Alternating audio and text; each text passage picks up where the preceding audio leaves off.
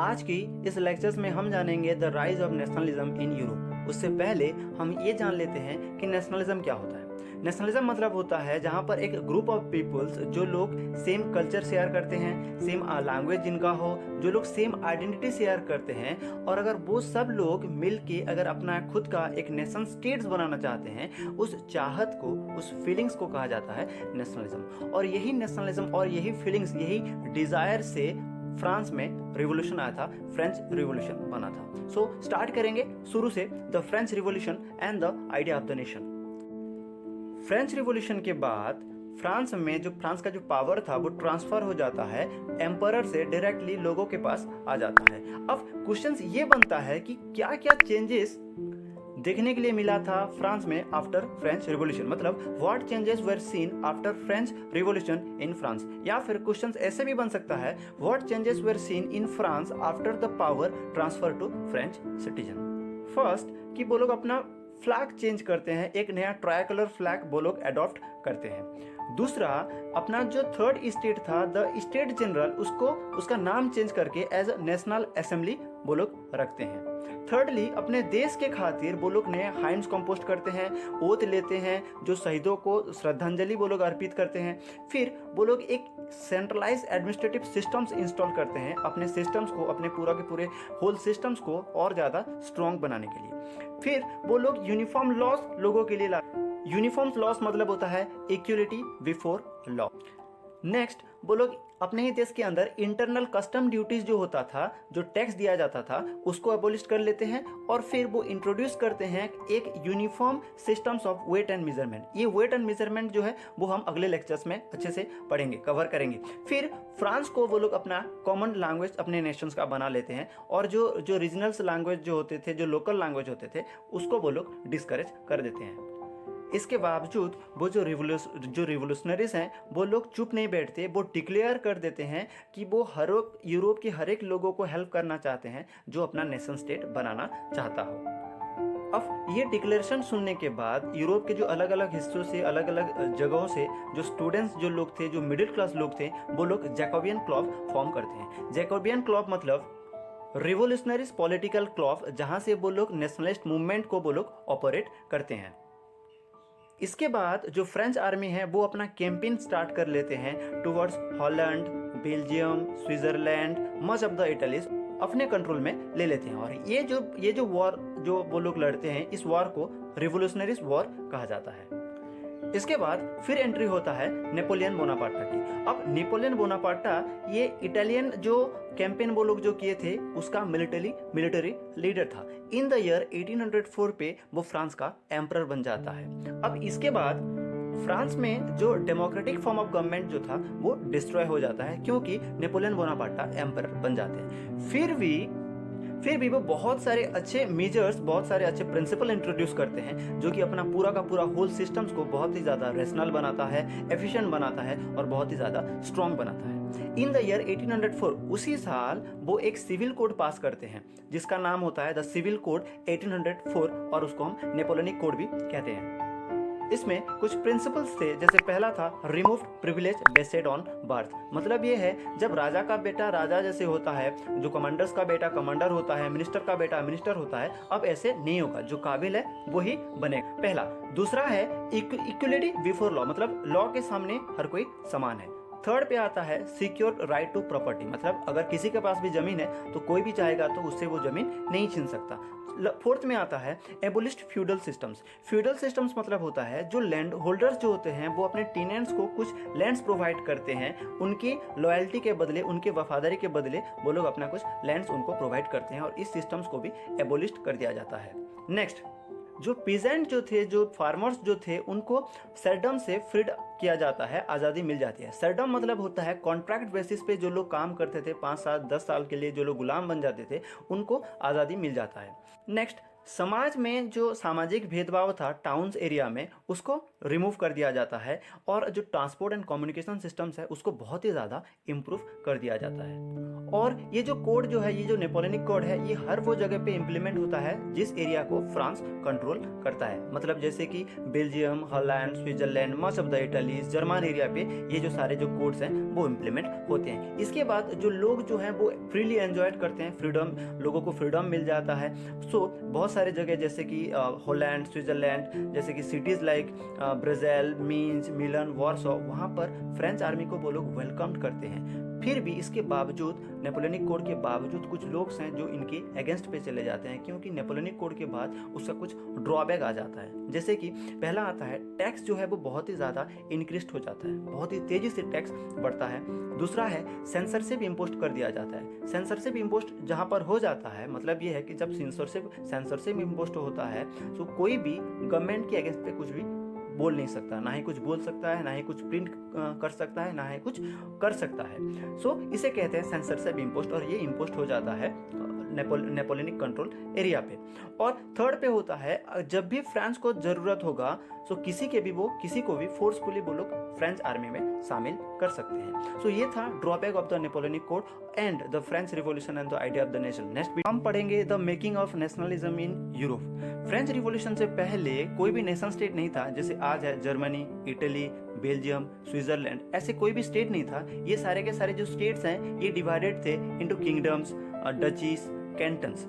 Let's take an example. हम Austrian empire की बात करते हैं। यहाँ के जो एरिस्टोक्रेट्स जो लोग हैं, जो राजा महाराजा जो लोग हैं, जो रईस लोग थे, वो लोग जर्मन लैंग्वेज बोलते थे। याद रखना, हम ऑस्ट्रियन एम्पायर की बात कर रहे हैं। और ऑस्ट्रियन एम्पायर में 2 इटालियन प्रोविंस था, मतलब 2 इटली के 2 एरिया ऑस्ट्रियन एम्पायर के पास था। वो था लोम्बार्डी एंड वेनेसिया, और वहाँ के जो लोग हैं वो इटालियन बोलते थे। तीसरा, जो हंगेरी एरिया जो है, ये जो हंगेरियन एरिया है, यहाँ के कुछ लोग मिग्यार लैंग्वेज बोलते थे और कुछ रीजनल लैंग्वेज बोलते थे, वहाँ के लोकल लैंग्वेज बोलते थे।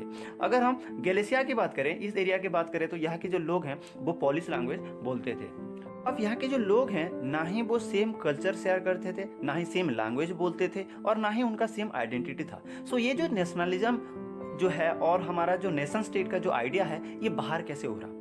सो बिफोर फ्रेंच रिवॉल्यूशन से पहले यूरोप का जो सोसाइटी था, यूरोप का जो लोग जो थे, वो 2 हिस्सों में डिवाइड थे। एक थे एरिस्टोक्रेट्स, मतलब जो राजा महाराजा जो रईस लोग थे, और दूसरा था हमारा पीजेंट्री, जो फार्मर्स लोग जो थे, जो वर्कर्स थे, वो जो लेबरर थे। तो पहले हम बात करेंगे एरिस्टोक्रेट्स की।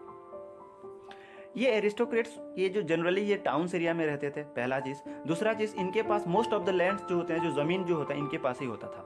थर्ड, ये लोग फ्रेंच लैंग्वेज बोलते थे। यहाँ पर याद रखना, जो एरिस्टोक्रेट्स जो हैं, जो मेजर एरिस्टोक्रेट्स जो होते हैं, वो फ्रेंच लैंग्वेज बोलते थे। नेक्स्ट, इनके जो फैमिलीज जो हैं, ये अपने मतलब रईस घराने से ही ये लोग शादी करते थे। मतलब जो रईस होते थे वो सिर्फ रईस घराने से ही शादियाँ करते थे। सो मतलब ये है कि ये लोग नंबर से अगर हम काउंटिंग करें तो ये जो उनकी आबादी से ये बहुत ही कम थे, बट ये पूरे के पूरे कॉन्टिनेंट्स को ये डोमिनेट करते थे। अगर हम पीजेंट्री की बात करें, अगर जो फार्मर्स जो लोग हैं, जो वर्कर्स जो लोग हैं, अगर उनकी बात अगर हम करते हैं, तो वो बहुत ही ज़्यादा थे आबादी में। वो बहुत ही, उनका जो नंबर जो था वो बहुत ही ज़्यादा था, और वो लोग काम करते थे, लैंड में काम करते थे as tenant, as small owner, और गुलामो सर्फ, मतलब गुलाम, एज ए गुलाम वो काम करते थे एरिस्टोक्रेट्स के लैंड पे।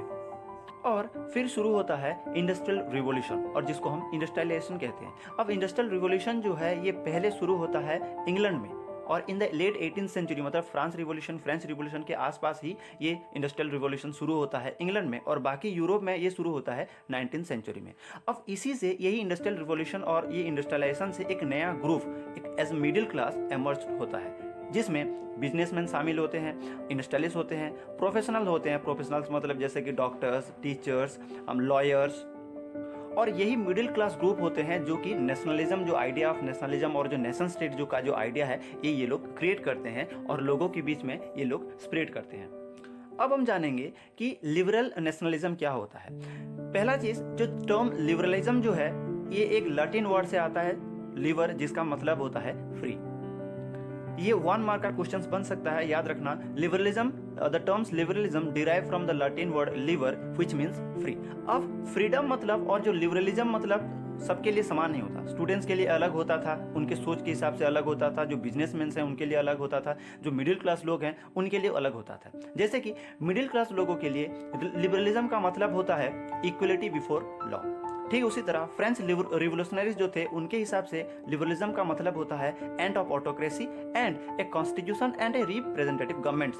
उनके लिए लिबरलिज्म का मतलब होता है end of autocracy and constitution होना चाहिए और एक रिप्रेजेंटेटिव गवर्नमेंट्स होना चाहिए। ठीक उसी तरह अगर हम बिजनेस क्लास की बात करें तो बिजनेस क्लास के लिए लिबरलिज्म का मतलब होता है freedom of market and abolition of state imposed restriction. अब ये स्टेट इम्पोज्ड रेस्ट्रिक्शन क्या है, इसको हम अच्छे से समझते हैं। ट्रीटी ऑफ वियना में जो 1815 में जो साइन किया गया था, जो 39 स्टेट था जिसको हम जर्मन कॉन्फेडरेशन ऑफ 39 स्टेट्स कहते हैं, लगभग हर एक स्टेट के पास अपना खुद का करेंसी था और खुद का वेट एंड मेजरमेंट था। अब ये वेट एंड मेजरमेंट क्या है समझते हैं। लेंथ को मापने के लिए उस वक्त एले का यूज किया जाता था, बट ये जो एली था इसका वैल्यू भी हर स्टेट पे अलग अलग था। जैसे कि फ्रैंकफर्ट पे 1 elle is equal to 54.7 centimetre of cloth. ठीक उसी तरह मेंस पे 55.1 सेंटीमीटर ऑफ क्लॉथ था 1 एले का वैल्यू। उसी तरह इन नुरेमबर्ग पे 1 एली का वैल्यू था 65.6 सेंटीमीटर ऑफ क्लॉथ। मतलब ये है कि हर एक स्टेट का अपना खुद का वेट एंड मेजरमेंट था। अब ये पहला चीज। दूसरा चीज, स्टेट इम्पोज्ड रेस्ट्रिक्शन मतलब होता है कि एक स्टेट से दूसरे स्टेट को जाने के लिए टैक्स लगता था। मतलब अगर कोई 4 स्टेट को अगर कवर करके जाएगा, क्रॉस करके जाएगा, तो वो 4 बार उसको टैक्स देना पड़ेगा। सो इसके लिए क्या किया गया, इन द ईयर 1834 पे एक कस्टम यूनियन फॉर्म किया गया जिसका नाम है जुल्वरिन। ये 2 मार्क्स या फिर 3 मार्क्स का क्वेश्चन बनता है या फिर शॉर्ट मार्क्स 1 मार्क्स क्वेश्चन भी ये बन सकता है। सो ये याद रखना, इन द ईयर 1834 पे एक कस्टम यूनियन फॉर्म किया गया जिसका नाम था जुल्वरिन, और ये फॉर्म किया था प्रशियन एम्पायर ने। और बाद में सारे के सारे जो जर्मन स्टेट्स हैं, जो 39 जर्मन स्टेट्स हैं, वो सब इसमें ज्वाइन हुए थे। तो इसमें क्या था, क्या क्या प्रोविजन था। पहला था उनका जो करेंसी जो था, जो सबके पास लगभग जो करेंसी था वो कम करके सिर्फ 2 करेंसी में कन्वर्ट कर दिया गया। Reduce the number of currency from over 30 to 2, पहला। दूसरा, जो टैरिफ बैरियर्स जो था, जो स्टेट इम्पोज रेस्ट्रिक्शन था, उसको हटा दिया गया। मतलब एक स्टेट से दूसरे स्टेट जाने के लिए जो टैक्स लगता था, अब वो टैक्स नहीं लगेगा। तीसरा, वो एक रेलवेज लाइन वो लोग एक क्रिएट किए जिससे जो मर्चेंट लोगों को जो इकोनॉमिक स्फीयर में बहुत ज़्यादा डेवलपमेंट आया। सो ये था जुल्वरिन। ये एग्जाम के लिए बहुत इंपॉर्टेंट है, याद रखना। पिछले वीडियो में हम पढ़े थे the drawbacks of Napoleonic code, मतलब नेपोलियन कोड हम लोग पढ़े थे इन द ईयर 1804 में जो इंट्रोड्यूस हुआ था। इस वीडियो में हम पढ़ेंगे 1815 के बाद क्या हुआ। इन द ईयर 1815 में नेपोलियन बोनापार्टा को हरा दिया गया और उसको 4 जो ग्रेट पावर्स हैं यूरोप के, वो 4 मिलके ही नेपोलियन बोनापार्टा को हराए थे। वो थे Prussia, Austria, Russia and Britain. इन चारों ने मिलकर नेपोलियन बोनापार्टा को हराए थे। अब जो नेपोलियन बोनापार्टा है वो यूरोप के बहुत सारे रीजन्स को अपने कंट्रोल में लिया था। हम लोग पढ़े थे जैसे कि Holland, Belgium, Switzerland, much of the Italys, फिर जर्मन जो कॉन्फेडरेशन, जो उस वक्त जर्मन कॉन्फेडरेशन नहीं था बट पूरा का पूरा जो जर्मन एरिया को वो अपने कंट्रोल में रखा था। अब उस सारे टेरिटोरी को सेटल करने के लिए, मतलब यूरोप के सारे टेरिटोरी को सेटल करने के लिए, जैसे कि बड़े बड़े पावर ब्रिटेन, ऑस्ट्रिया, प्रशिया, रसिया, ये चारों ने मिलकर एक ट्रीटी वो लोग साइन करते हैं जिसका नाम है treaty of Vienna. Treaty of Vienna exam के लिए बहुत ही ज़्यादा इंपॉर्टेंट है। सो पढ़ेंगे ट्रीटी ऑफ वियना 1815। और ये जो ट्रीटी था इसको होस्ट कर रहा था, ये जो कांग्रेस था इसको होस्ट कर रहा था ऑस्ट्रिया का जो चांसलर था ड्यूक मेटरनिक, वो होस्ट कर रहा था द ट्रीटी ऑफ वियना 1815। और इसमें कुछ बहुत सारे प्रोविजंस थे, जैसे कि पहला प्रोविजन था बार्बन डायनेस्टी को फिर से फ्रेंच में रिस्टोर किया जाता है। जो मतलब फ्रेंच रिवॉल्यूशन में जो बार्बन डायनेस्टी को हटा दिया गया था, फिर बार्बन डायनेस्टी को फिर से फ्रेंच थ्रोन दिया जाता था, मतलब फ्रेंच एम्पायर उसको फिर से मिल गया बार्बन डायनेस्टी को। दूसरा, फ्रांस ने बहुत सारे टेरिटोरीज को एनेक्स किया था अंडर नेपोलियन के कंट्रोल में। बहुत सारे एरिया को, टेरिटोरी को वो लोग अपने कंट्रोल में लिए थे। वो सारे के सारे टेरिटोरी फ्रांस हरा देता है, फ्रांस खो देता है। अब उन सारे टेरिटोरीज के बारे में हम बात करेंगे। पहला था रशिया को मिलता है वेस्टर्न बाउंड्रीज में कुछ टेरिटोरीज मिलता है और एक पर्सन ऑफ सैक्सोनी का एक पर्सन मिलता है। दूसरा, ऑस्ट्रिया को नॉर्दर्न इटाली मिलता है, फिर रशिया को पोलैंड मिलता है, और नॉर्थ में द किंगडम्स ऑफ नेदरलैंड को बेल्जियम मिलता है। बेल्जियम के बारे में हम आगे पढ़ेंगे।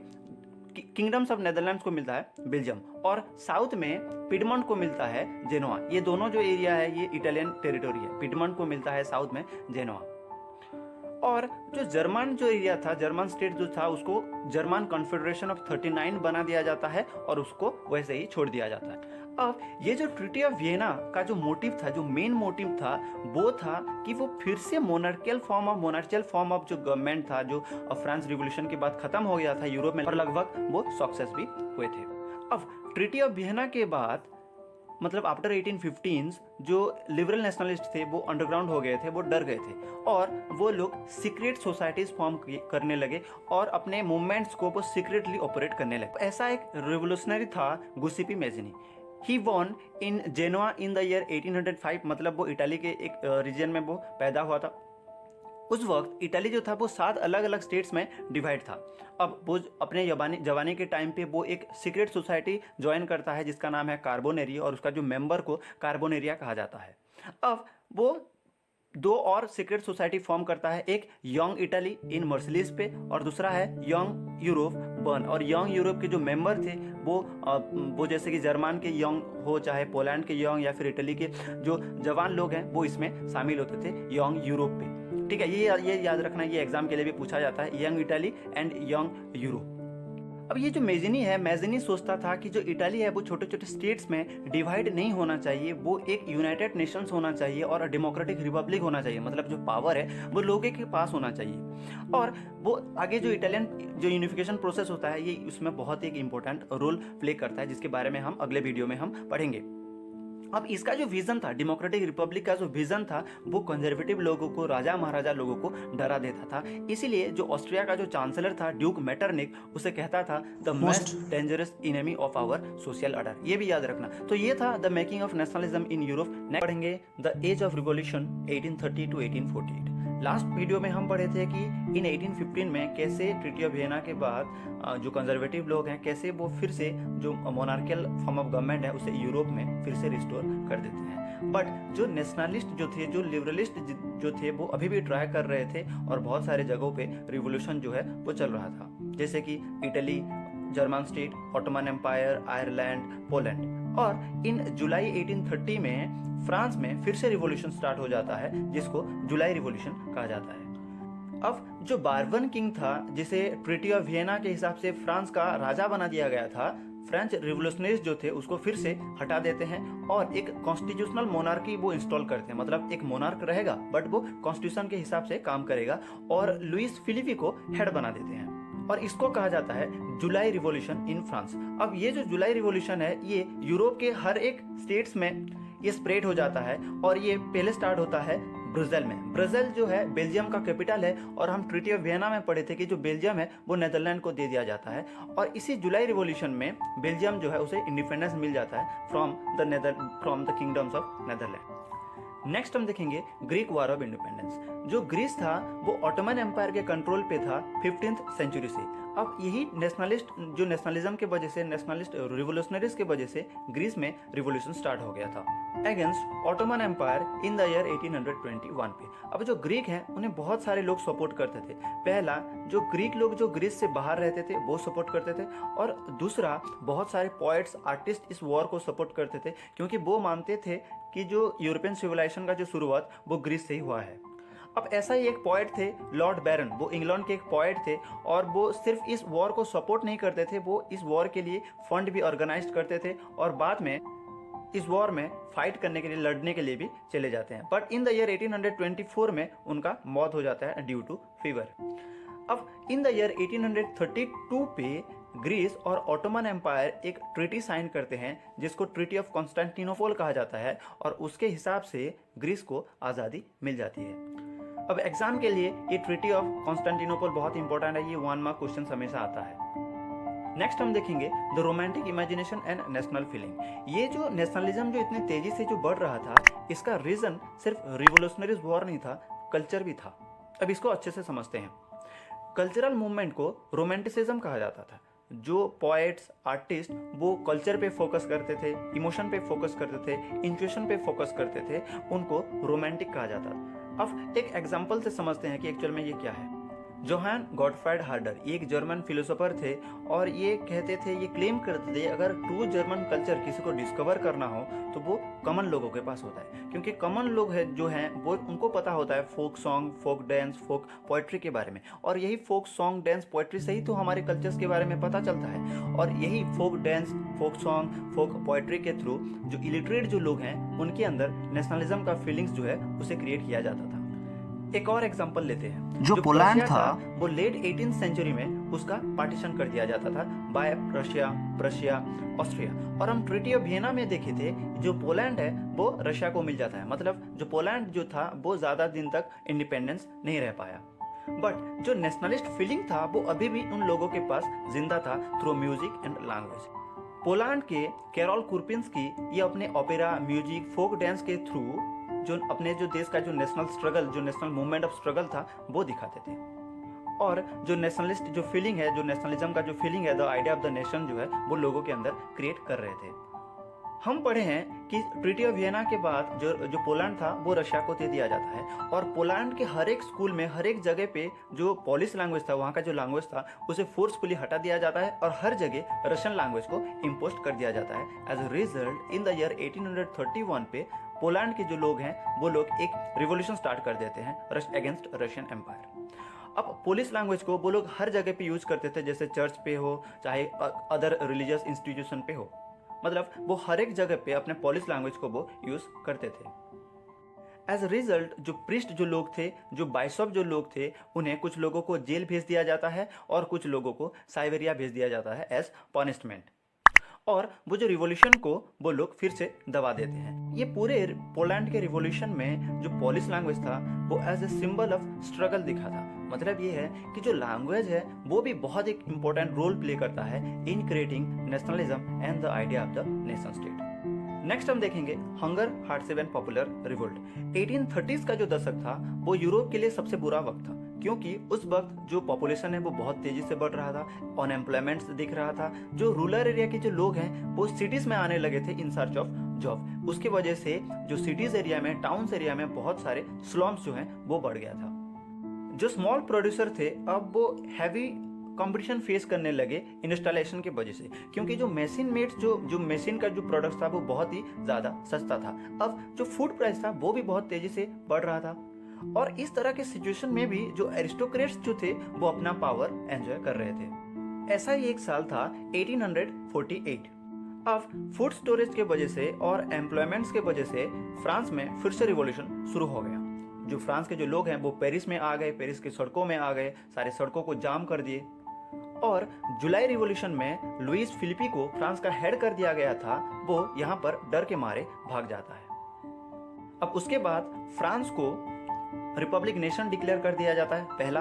दूसरा चीज, 21 साल से ज्यादा उम्र के जो मेल होते हैं, सिर्फ मेल, फीमेल नहीं, सिर्फ मेल लोगों को राइट टू वोट का अधिकार मिल जाता है। दूसरा, अब लोगों के पास राइट टू वर्क का गारंटी मिलता है, और एक नेशनल वर्कशॉप सेट किया जाता है जो एम्प्लॉयमेंट प्रोवाइड करता था।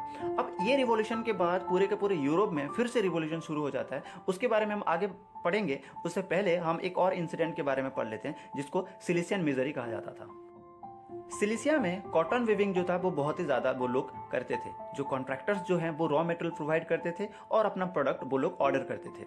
दूसरा, उन बुरे दिन में जो कॉन्ट्रैक्टर्स जो थे वो उस बुरे दिन का फ़ायदा उठा रहे थे, और वो अपने जो प्रोडक्ट जो वो लोग ऑर्डर करते थे उसका प्राइस जो था वो बहुत ही कम कर दिए, जिसके वजह से ऑन जून 4, 1845 में जो सिलिसिया के जो लोग हैं, जो वीवर्स जो थे, वो लोग कॉन्ट्रैक्टर्स के अगेंस्ट पे रिवॉल्यूशन स्टार्ट कर देते हैं। हायर वेजेस डिमांड करके वो लोग कॉन्ट्रैक्टर के घर की तरफ मार्च कर देते हैं। उनमें से कुछ लोग तोड़फोड़ कर देते हैं और कुछ लोग उसके जो स्टोर हाउस होता था उसको वो लोग तोड़ देते हैं। अब उसके बाद जो कॉन्ट्रैक्टर वो अपनी फैमिली के साथ उस गांव से अपने पड़ोस के गांव पे भाग जाता है, बट पड़ोस के गांव में भी कोई भी उसको रहने के लिए जगह नहीं देते हैं। आफ्टर 24 आवर्स वो फिर से लौट आता है आर्मी के साथ, और उसी मुठभेड़ में 11 वीवर्स जो होते हैं वो मारे जाते हैं। नेक्स्ट हम पढ़ेंगे 1848 revolution of the liberals. In 1848 France में रिवॉल्यूशन शुरू हो गया था, हम पढ़े हैं, और वो एक रिपब्लिक नेशन बन जाता है। उसके बाद वो जो रिवॉल्यूशन है फिर से यूरोप में फैल जाता है, एंड जो जर्मन एरिया पे अब वहाँ पे बहुत सारे लोग इकट्ठा होकर फ्रैंकफर्ट सिटी में आ जाते हैं। उसके बाद वो सब डिसाइड करते हैं कि वो ऑल जर्मन नेशनल असेंबली को वो लोग वोट करेंगे। जिसके बाद ऑन 18 मई 1848 में 831 लोगों को चुना गया था। 800 वो सारे रिप्रेजेंटेटिव फ्रैंकफर्ट पार्लियामेंट की ओर चलते हैं, जो कि चर्च ऑफ सेंट पॉल में ऑर्गेनाइज किया गया था। अब वहाँ पे वो लोग एक कॉन्स्टिट्यूशन बनाते हैं अपने जर्मन नेशंस के लिए। उसका हेड एक मोनार्की रहेगा, बट वो कॉन्स्टिट्यूशन के हिसाब से, पार्लियामेंट के हिसाब से काम करेगा। और ये जो सारे टर्म्स, ये जो सारे कंडीशन है, वो सब ऑफर करते हैं to Frederick William four, king of Prussia. अब यहाँ पर क्वेश्चन ये है कि वो प्रशिया को क्यों ये ऑफर करते हैं, क्योंकि हम पहले भी पढ़े हैं कि जो ऑस्ट्रियन एम्पायर में बहुत सारे जगह पे जर्मन स्पीकिंग एरिया है और प्रशिया में भी जर्मन स्पीकिंग एरिया है। और ये जो जर्मन के जो लोग हैं वो चाहते थे कि वो एक इंडिपेंडेंस नेशन बनाए जहाँ के सारे लोग जो हैं same culture, same identity, same language share करते हों। अब वो लोग ऑस्ट्रिया की तरफ भी जा सकते थे, बट वो प्रशिया की तरफ गए, क्योंकि जोल्वेरिन के बाद जो जर्मन जो स्टेट थे वो प्रशिया के ऊपर बिलीव कर रहे थे और वो चाहते थे कि एक ऐसा जर्मन नेशंस बने जहाँ के सारे लोग जो हैं वो जर्मन स्पीकिंग हो, जर्मन जो कल्चर शेयर करते हों, सेम आइडेंटिटी शेयर करते हों। जो प्रशिया के जो राजा था फ्रेडरिक विलियम फोर, वो इस प्रपोजल को वो रिजेक्ट कर देता है और दूसरे मोनार्क के साथ मिलके इस असेंबली को अपोज करता है। अब उसके बाद जो 831 जो रिप्रेजेंटेटिव थे वो सारे के सारे मिडिल क्लास थे। और जब ये जो उनका जो ऑफर जब वो फेल हो गया था, अब जो 831 जो रिप्रेजेंटेटिव थे वो सारे के सारे मिडिल क्लास के लोग थे। अब जब ये प्रपोजल जब फेल हो गया, उसके साथ साथ जो आर्टिस्ट लोग जो थे, वो जो वर्कर्स थे, उनका भी सपोर्ट वो लोग खो देते हैं। जिसके बाद एंड में ट्रूप्स आते हैं, ट्रूप्स को बुलाया जाता है और उस असेंबली को डिसबैंड कर दिया जाता है और ऐसे करके फिर से जर्मन रिवॉल्यूशन को फिर से दबा दिया जाता है। पूरे के पूरे होल लिबरल मूवमेंट्स की बात करें तो उसमें जब वुमेन्स का जो स्टेटस था, the political rights to womens जो था, वो एक कंट्रोवर्शियल टॉपिक था, क्योंकि बहुत सारे लार्ज नंबर ऑफ वुमेन्स वो लोग पार्टिसिपेट करते थे, एक्टिवली पार्टिसिपेट करते थे, सालों से पार्टिसिपेट करते थे। वो अपना पॉलिटिकल एसोसिएशन बनाते थे, न्यूज़पेपर फाउंड करते थे, बहुत सारे पॉलिटिकल मीटिंग्स में वो लोग पार्टिसिपेट करते थे। फिर भी उनके पास वोट देने का राइट्स नहीं था। और जो फ्रैंकफर्ट पार्लियामेंट में वो लोग एज ए ऑब्जर्वर, वो लोग विजिटर गैलरी में खड़े थे। वही चीज़ हम फ्रांस में भी देखे थे 1848 रिवॉल्यूशंस में, कि सिर्फ और सिर्फ ओवर 21 ईयर्स ऑफ मेल लोगों को, सिर्फ मेल लोगों को वोट देने का राइट। अब ये 1848 का जो रिवॉल्यूशन था वो यूरोप कॉन्टिनेंट्स के हर एक एरिया पे ये शुरू हुआ था, बट जो मोनार्की जो थे वो सक्सेसफुली सारे के सारे रिवॉल्यूशंस को वो लोग सप्रेस कर देते हैं। बट फिर भी जो मोनार्क हैं उनके समझ में ये आ जाता है, वो ये रियलाइज करते हैं कि लोगों को अब कुछ फ्रीडम्स की ज़रूरत है और उसीलिए जो सेडम जो था या फिर जो बॉन्डेड लेबर जो हम कहते हैं उसको एबोलिश कर दिया गया in the Austrian and Russian empire पे। और भी बहुत सारे चेंजेस देखने को मिला था आफ्टर 1848 मूवमेंट्स। तो ये था the age of revolution 1830 to 1848। Next पढ़ेंगे the making of Germany and Italy. In 1848 में जो मिडिल क्लास जर्मन थे वो लोग सारे जर्मन कॉन्फेडरेशन को यूनाइट करके एक नेशन स्टेट बनाने की कोशिश किए थे, बट इस इनिशिएटिव को दबा दिया गया था मोनार्क्स के द्वारा, मिलिट्री के द्वारा। और उन मोनार्क और मिलिट्री को जो प्रशिया के जो जंकर्स थे, मतलब जो बड़े बड़े लैंड ओनर्स थे, वो सपोर्ट करते थे। द एज ऑफ रिवॉल्यूशन में हम लोग पढ़े थे कि आफ्टर 1848 रिवॉल्यूशन बहुत सारे चेंजेस देखने के लिए मिला था यूरोप में, जैसे कि आज़ादी, लोगों को आज़ादी मिल रहा था। ऑस्ट्रियन एंड रशियन अम्पायर पे बहुत सारे लोगों को आज़ादी मिल रहा था। वहाँ के जो वर्कर्स जो लोग थे, जो फार्मर्स लोग थे, उनको आज़ादी मिल रहा था from serfdoms and bonded labour. But जो सबसे इम्पोर्टेंट चेंज था वो था कि जो नेशनलिस्ट सेंटीमेंट है, जो नेशनलिस्ट फीलिंग है, जिसे हम नेशनलिज्म कहते हैं, उसको अब जो कंजर्वेटिव लोग हैं वो प्रमोट करने लगे। कंजर्वेटिव मतलब जो राजा महाराजा लोग थे वो प्रमोट करने लगे for achieving political domination over Europe. मतलब पॉलिटिकली वो यूरोप को डोमिनेट करना चाहते थे। और ये सिनेरियो देखने के लिए मिला था इन जर्मनी एंड इटली। इसको हम अच्छे से समझेंगे जर्मन यूनिफिकेशन में। इन 1848 रिवॉल्यूशन के टाइम पे ओटो वन बिस्मार्क, नाम याद कीजिएगा, ओटो वन बिस्मार्क को जो प्रशिया के जो राजा थे किंग फ्रेडरिक विलियम फोर, वो अपॉइंट करते हैं टू सर्कमवेंट द लिबरल्स, मतलब उन लिबरल्स को झूठा दिलासा देना जो लोग ऑटोक्रेटिक मिलिटरिज्म को अपोस्ट करते थे। और बाद में उनको दबा दे। बट उनका जो विजन था वो अलग था। वो सारे लिबरल्स को, सारे जर्मन के लोगों को इकट्ठा करना चाहते थे, उन्हें मनाना चाहते थे और वो एक ग्रेट जर्मन एम्पायर बनाना चाहते थे। अब जो जर्मन के जो लोग थे, जो लिबरल्स लोग थे जर्मन के, वो भी यही चाहते थे कि सारे जर्मन टेरिटरी को मिला के, सारे जर्मन टेरिटरी जो है जर्मन स्पीकिंग टेरिटरी को एक बनाए के एक नेशन स्टेट बनाया जाए। अब लोगों के जो कॉमन लोग जो थे, जो लिबरल्स लोग जो थे, वो ऑटोमन बिस्मार्क को बिलीव करने लगे। बट जो राजा, जो प्रशा के जो राजा थे, जो किंग फ्रेडरिक विलियम IV, वो ऑटोमन बिस्मार्क को पावर नहीं दे रहे थे। और मैं कहूँगा फॉर्चुनेटली 1861 में जो राजा थे फ्रेडरिक विलियम IV, उनका डेथ हो जाता है, वो मर जाते हैं। उनके बाद फ्रेडरिक विलियम IV के जो भाई थे विलियम फर्स्ट, प्रशिया के राजा बन जाते हैं और 1862 में बिस्मार्क प्रशिया का चीफ मिनिस्टर बन जाते हैं। उसके बाद उन्हें बहुत ज़्यादा पावर मिल जाता है। 7 सालों में 3 वो बड़े बड़े वॉर लड़ते हैं, ऑस्ट्रिया के साथ, डेनमार्क के साथ, फ्रांस के साथ। क्योंकि हम लोग पहले से पढ़े हैं कि ऑस्ट्रियन एम्पायर में कुछ जर्मन स्पीकिंग टेरिटरी था, उसी तरह डेनमार्क में भी जर्मन स्पीकिंग टेरिटरी था और फ्रांस में एल्सेक लॉरेन नाम के एक जर्मन स्पीकिंग टेरिटरी था। और एंड में जीत होती है ऑटोमन बिस्मार्क की, प्रशिया की, और जो जर्मन यूनिफिकेशन का जो प्रोसेस है वो कंप्लीट होता है। ऑन 18 जनवरी 1871, ये डेट बहुत ही ज़्यादा इंपॉर्टेंट है, याद करना। 18 जनवरी 1871 पे जो प्रशिया के जो राजा था विलियम फर्स्ट, उसे जर्मन एम्पायर का एम्परर बना दिया जाता है, काइजर बना दिया जाता है। In the presence of Prince of all German state, आर्मीज के रिप्रेजेंटेटिव एंड इंपॉर्टेंट मिनिस्टर्स जैसे कि ऑटोमन बिस्मार्क। वर्साइल के हॉल ऑफ मिरर्स पे ये डिक्लेरेशन किया जाता है। उसके बाद अब ये जो नया नेशन स्टेट है, जो जर्मन एम्पायर है, ये खुद को इकोनॉमिकली स्ट्रॉन्ग करने के लिए बहुत सारे चीज़ को मॉडर्नाइज करता है। जैसे कि वो अपने करेंसी को, पहला करेंसी को अपना मॉडर्नाइज करता है, फिर अपने बैंकिंग सिस्टम्स को मॉडर्नाइज करता है, फिर वो जो लीगल सिस्टम्स जो है, जो जुडिशियल सिस्टम्स है अपने देश में, वो मॉडर्नाइज करते हैं। इस जो नया स्टेट जो था, ये जो नया नेशन स्टेट बना था, जो जर्मन एम्पायर हम कह सकते हैं, प्रशियन एम्पायर जो हम कह सकते हैं, उनके जो सिस्टम्स, उनके जो मेजर्स जो था, जो प्रैक्टिसेस जो वो लोग बनाए थे, वो बाकी यूरोप के लिए एक मॉडल बन जाता। उसके बाद हम पढ़ेंगे Italian unification. During mid 19th century में हम लोग पढ़े थे कि जो इटली था वो 7 अलग अलग स्टेट्स में डिवाइड, और उन 7 स्टेट्स में से सिर्फ एक स्टेट सर्डिनिया पिडमोंट पे सिर्फ इटली का राज था, इटालियन प्रिंस का राज था। जो नॉर्दर्न इटली को ऑस्ट्रियन एम्पायर कंट्रोल कर रहा था। 1815 द ट्रीटी ऑफ वियना में हम लोग पढ़े थे कि जो नॉर्दर्न इटली था वो ऑस्ट्रियन एम्पायर को मिला था। जो सेंटर था, सेंटर को पोप रूल करते थे, और जो साउदर्न रीजन्स था, जो साउथ इटली था, उन्हें स्पेन के जो बार्बन किंग्स थे वो उन्हें रूल कर रहे थे, उनके ऊपर उनका कंट्रोल था। The making of nationalism in Europe में हम पढ़े थे कि 1830s के जो दशक में गुसिपी मैजिनी इटली को एक करने की कोशिश किए थे और एक रिपब्लिक नेशन बनाने की कोशिश किए थे, और उसके लिए उन्होंने सीक्रेट सोसाइटीज भी फॉर्म किए थे, जैसे कि young Italy. After the failure of 1831 and 1848 revolution, अब जो इटली के जो लोग थे वो लोग पिडमन सार्डिनिया के जो रूलर विक्टर इमानुएल II के ऊपर वो लोग डिपेंड होने लगे, उनके ऊपर फोकस करने लगे।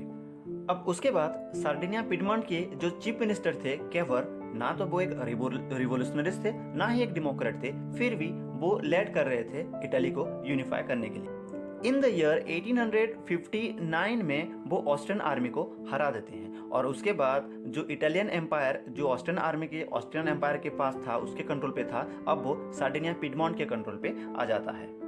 अब उसके बाद a large troop and armed volunteers, जिसका लीडर गुसिपी गारिबल्डी थे, वो इस कैंपेन को ज्वाइन करते हैं, इटली को एक करने में लग जाते हैं। अब उसके बाद गैरिबल्डी अपने ट्रूप्स के साथ वो साउथ की तरफ चलते हैं, और 1861 में वहाँ के जो रूलर थे, जो स्पेनिश आर्मी थे, उसको वो हरा देते हैं विद द हेल्प ऑफ वहाँ के लोकल पीजेंट की मदद से वो लोग स्पेनिश आर्मी को हरा देते हैं।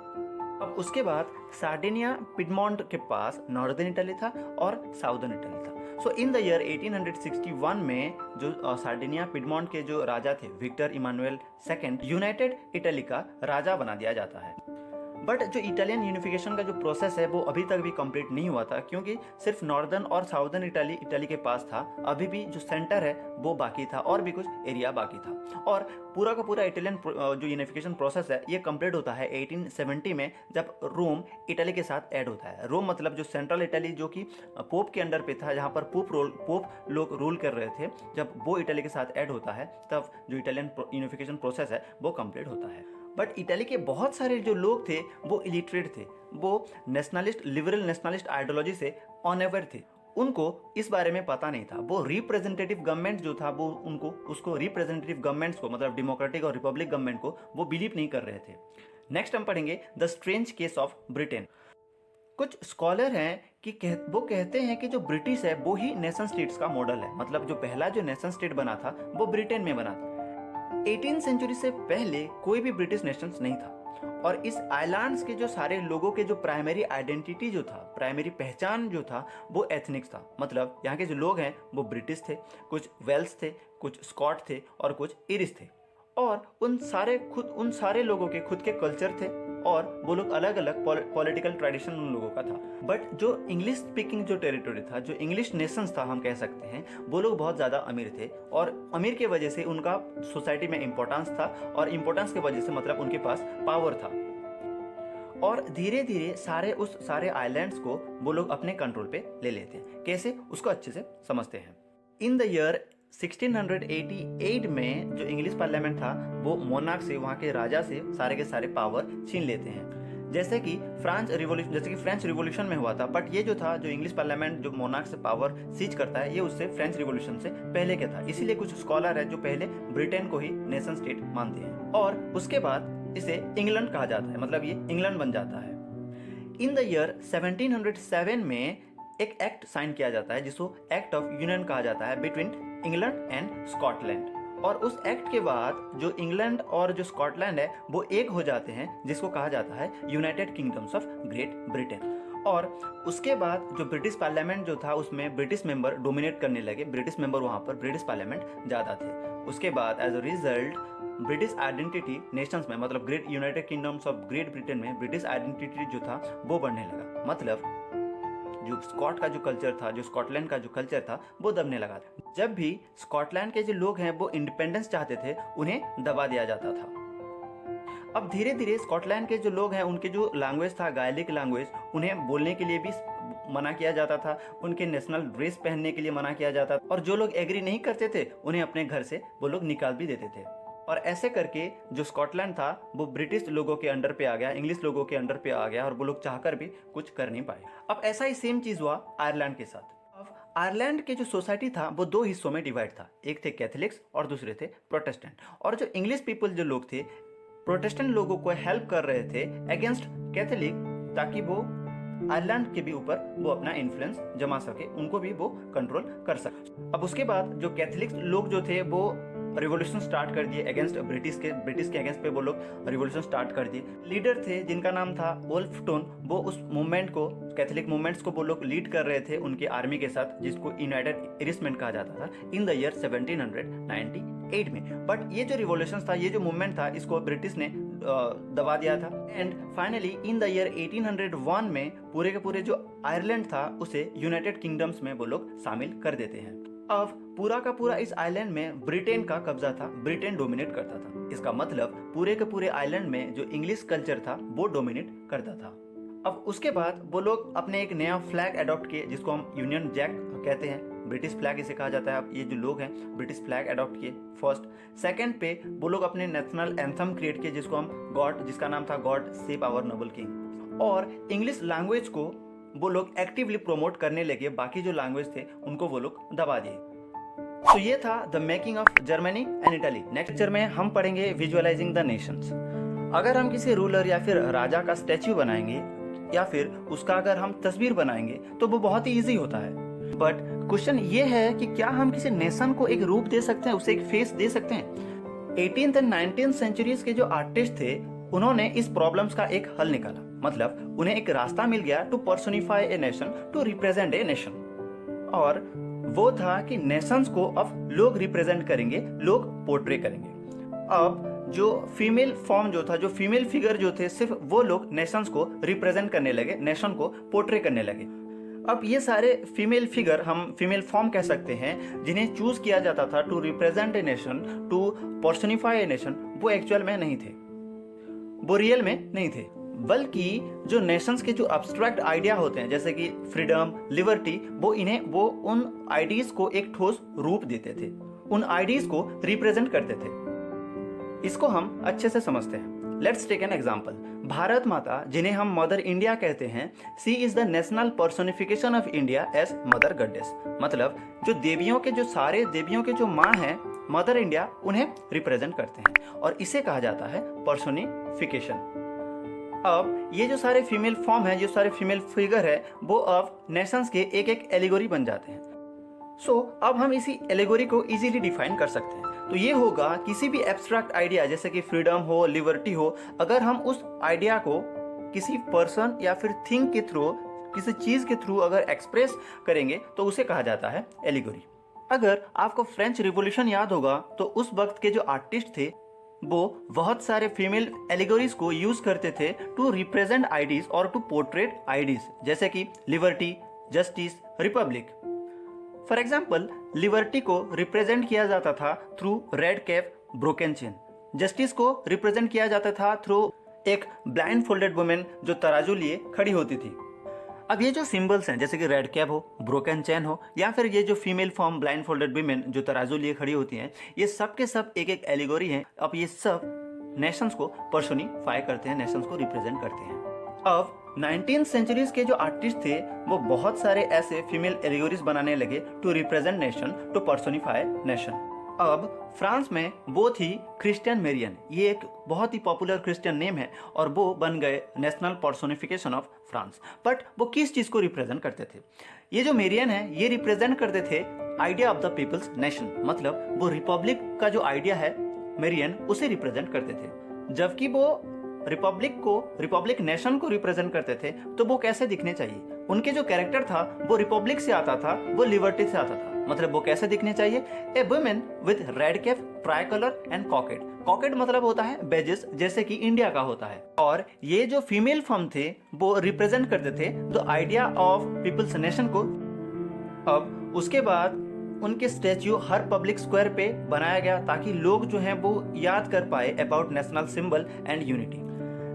और साथ ही साथ स्टैम्प में एंड कॉइन में भी उनकी जो इमेज है वो आने लगा। नेक्स्ट हम पढ़ेंगे जर्मनिया के बारे में। अब जर्मन का एलिगोरी बन जाते हैं, मतलब जर्मन का पर्सोनिफिकेशन बन जाते हैं। वो ओक लिप्स के एक क्राउन पहनते हैं। ये जो ओक लिप्स का जो क्राउन है ये रिप्रेजेंट करता है हीरोइज्म को। कुछ और सिंबल्स, कुछ और एलिगोरी को देख लेते हैं, जैसे कि ब्रोकन चेन रिप्रेजेंट करता है आजादी को। ब्रेस्ट प्लेट विथ ईगल ये रिप्रेजेंट करता है जर्मन एम्पायर की स्ट्रेंथ को। ओक लीफ का जो क्राउन है वो रिप्रेजेंट करता है हीरोइज्म को। Sword represent readiness to fight. उसी तरह सोर्ड के चारों ओर जो ऑलिव ब्रांचेस होता है तो वो रिप्रेजेंट करता है willingness to make peace. War के टाइम में अगर कोई साइड अगर पीस चाहता है तो वो उसको रिप्रेजेंट करता है olive branches around sword. Next, black, red and golden colour के जो फ्लैग है ये रिप्रेजेंट करता है 1848 के जो जर्मन लिबरल नेशनलिस्ट के फ्लैग को ये रिप्रेजेंट करता है। और लास्ट में the rays of rising sun represent करता है beginning of a new era. ये थे वो सारे एलिगोरी जो नेशंस को रिप्रेजेंट करते हैं। This is all about visualising the nation. Next में हम पढ़ेंगे नेशनलिज्म एंड इंपीरियलिज्म। अभी तक हम लोग पढ़े हैं कि जो नेशनलिज्म मतलब होता है किसी ग्रुप ऑफ पीपल्स जब वो लोग सेम कल्चर शेयर करते हैं, जो लोग सेम लैंग्वेज बोलते हैं और जिनका सेम आइडेंटिटी होता है, अगर वो सारे लोग मिलकर अगर एक इंडिपेंडेंट नेशंस बनाना चाहते हैं तो उस चाहत को, उस फीलिंग को कहा जाता है nationalism. But by the last quarter of the 19th century, मतलब आफ्टर 1870, ये जो मीनिंग था नेशनलिज्म का, ये जो आइडियोलॉजी था नेशनलिज्म का, वो चेंज हो जाता है। मतलब अब लोगों के लिए नेशन स्टेट का जो मतलब है वो चेंज हो जाता है। अब जो नेशनलिस्ट ग्रुप थे, अलग अलग जो नेशनलिस्ट ग्रुप थे, वो एक दूसरे से जलने लगे। साथ ही साथ वो लोग एक दूसरे के साथ वॉर के लिए भी वो लोग रेडी थे। तो ये सारे चीज हुआ कैसे? आफ्टर 1848 रिवॉल्यूशन हम लोग पढ़े थे कि यूरोप में बहुत सारे चेंजेस देखने के लिए मिला था, और जो सबसे इंपॉर्टेंट था वो था कि अब नेशनलिस्ट सेंटिमेंट्स को, नेशनलिज्म को, जो नेशनलिस्ट ग्रुप को अब वहाँ के कंजर्वेटिव्स लोग, वहाँ के राजा महाराजा लोग प्रोमोट करने लगे for achieving political domination over Europe. मतलब वो पॉलिटिकली यूरोप को डोमिनेट करना चाहते थे। अब ये पॉलिटिकल डोमिनेशन क्या है इसको अच्छे से समझते हैं। यूरोप के जो बड़े बड़े पावर थे वो लोग नेशनलिस्ट लोगों को मैनिपुलेट करने लगे to achieve their imperialistic aim. मतलब they try to expand their territory with the help of army. और वो नेशनलिस्ट लोग जिनके अंदर देश प्रेम था वो लोग आर्मी ज्वाइन करने लगे। आफ्टर 1871 मतलब Italian unification and German unification के बाद जो नेशनलिज्म जो था, जो नेशनलिस्ट सेंटिमेंट था वो दिखा था बल्कान पे। अब ये बल्कान जो है यूरोप कॉन्टिनेंट का एक बहुत ही इंपॉर्टेंट पार्ट है, जो आज के बहुत सारे इसमें देश हैं जैसे कि Romania, Bulgaria, Albania, Greece, Macedonia, Croatia, Bosnia Herzegovina, Slovenia, Serbia, Montenegro. उस वक्त पूरा का पूरा बल्कान एरिया में ऑटोमन एम्पायर के कंट्रोल था एक्सेप्ट ग्रीस, क्योंकि ग्रीक वॉर हम इंडिपेंडेंस में पढ़े थे कि 1832 में उसे इंडिपेंडेंस मिल गया था। अब इस बल्कान एरिया में नेशनलिस्ट सेंटिमेंट जो थे, जो नेशनलिज्म दिखा था, उस प्रॉब्लम को सॉल्व करने के लिए ऑटोमन एम्पायर बहुत सारे मॉडर्नाइजेशन की अपने एम्पायर पे, बहुत सारे इंटरनल रिफॉर्म्स लाए।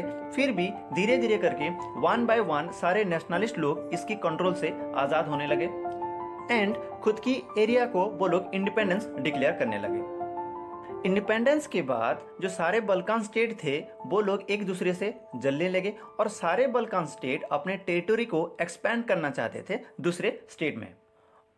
और ऐसे करके बल्कान एक इंटेंसली कॉन्फ्लिक्ट एरिया बन जाता है। इसके बाद ये जो मैटर है ये और ज़्यादा कॉम्प्लिकेटेड हो जाता है, क्योंकि अब बल्कान जो है, बल्कान के लिए यूरोप के जो बड़े बड़े पावर्स थे उनके बीच में रिवेलरी देखने के लिए मिला। अब ये क्यों हुआ समझते हैं। ड्यूरिंग दिस पीरियड यूरोप के जो बड़े बड़े पावर्स थे उनके बीच में ट्रेड को लेकर, कॉलोनीज के लेकर रिवेलरी शुरू हो गया, विवाद शुरू हो गया। यूरोप के हर एक पावर जैसे कि Russia, France, England, Germany, Italy, Austria Hungary, सारे बड़े बड़े पावर्स बल्कान के ऊपर अपना कंट्रोल चाहते थे, जिसके वजह से यहाँ पर बहुत सारे वॉर लड़ा गया। और इसी बहुत सारे वॉर्स की वजह से ही फर्स्ट वर्ल्ड वॉर हुआ था। और मैं कहता हूँ कि वर्ल्ड वॉर का जो मेन रीजन था वो था कि जब नेशनलिज्म इंपीरियलिज्म में बदल गया।